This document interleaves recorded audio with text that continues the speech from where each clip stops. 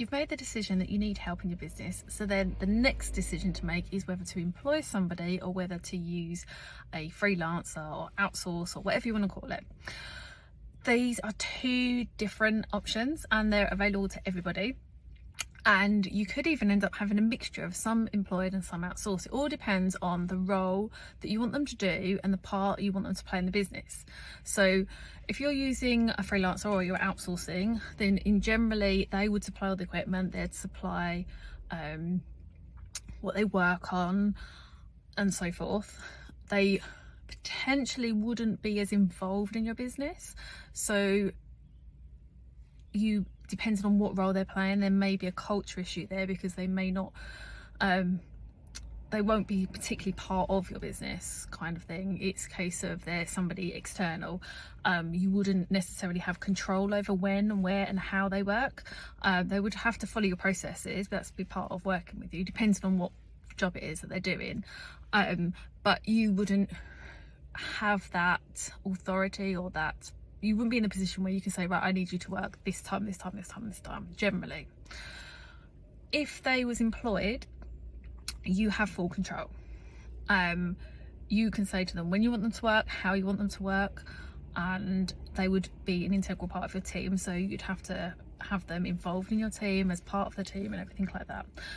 With remote working, they don't have to be in an office now, so that kind of removes that one barrier there before where people didn't want to employ because they didn't have an office. So that removes that barrier that you can employ somebody who works from home or works remotely. With somebody who's employed, you'd have to give them sick pay, which you can claim back from the government, holiday pay, which comes out of your pocket. You would have to provide a pension and a few other things. But generally the hourly rate would be lower because of that. Obviously there is market rates, so it still needs to be a market rate, but it would generally be lower. With a freelancer outsourcing, generally their rates would be a little bit higher because they are supplying their own equipment. You don't pay them holiday, you don't pay them sick and things like that. You pay them for an outcome rather than you would pay them an hourly rate, but it's more like you're depending on the role, you're either paying them to do a job or to work so many hours on a job. So they're the main differences.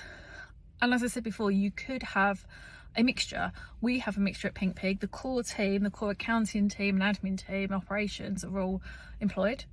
They're all part of the team, and I work hard to build that team vibe, the culture and everything like that. But we also use freelancers or outsourcing for things like our marketing. So they are part of our extended team, but we don't employ them. And the benefit we've got there is because to employ somebody to do marketing, we'd have to employ about 4 or 5 different people, whereas outsourcing it, we're just outsourcing it to one company who's got all those different people and can give us all the skills we need, so we don't have to employ as many people.